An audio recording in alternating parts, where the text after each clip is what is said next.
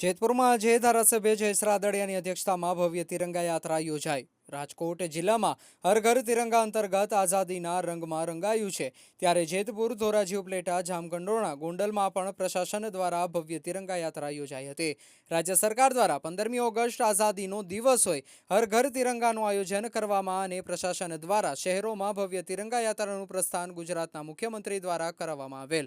હર ઘર તિરંગા યાત્રા અંતર્ગત જેતપુરમાં પણ આજે ધારાસભ્ય જયેશ રાદડિયાની આગેવાનીમાં શહેરના પોલીસ ગ્રાઉન્ડથી તિરંગા યાત્રા યોજાઈ હતી, જેમાં ધારાસભ્ય જયેશ રાદડિયા પણ તિરંગા યાત્રામાં જોડાયા હતા। યાત્રા શહેરના તીનબત્તી ચોક, સ્ટેન્ડ ચોકથી સ્વામિનારાયણ મંદિર સુધી યોજાઈ હતી। સ્વામિનારાયણ મંદિર ખાતે યાત્રા પરિપૂર્ણ થઈ હતી। આ યાત્રામાં જેમાં મામલતદાર સ્ટાફ, જેતપુર પોલીસ સ્ટાફ, નગરપાલિકા સ્ટાફ તેમજ શહેરની તમામ સ્કૂલના વિદ્યાર્થીઓ હજારોની સંખ્યામાં જોડાયા હતા અને ભારત માતા કી જયના જયકારા લગાવી આઝાદીના રંગમાં રંગાયા હતા। રિપોર્ટર મુકેશ કવા, જેતપુર।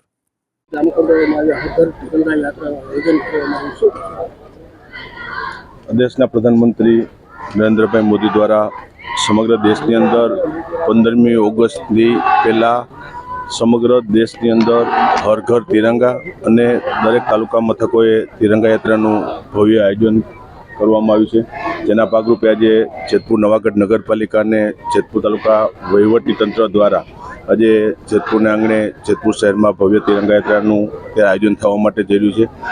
સમગ્ર દેશવાસીઓને 15મી ઓગસ્ટ સ્વાતંત્ર્ય દિવસની ખૂબ ખૂબ શુભકામનાઓ આપું છું અને વહીવટી તંત્ર અને ભારતીય જનતા પાર્ટીના અમારા કાર્યકર્તાઓ દ્વારા ઘર ઘર તિરંગા લગાવી અને તિરંગાનું સન્માન જળવાય અને દેશભક્તિનો માહોલ બને એ માટે સંગઠનથી લઈ વહીવટી તંત્ર અને સ્કૂલના બાળકો દ્વારા આજે શહેરની અંદર તિરંગા યાત્રાનું આયોજન કરવામાં આવ્યું છે।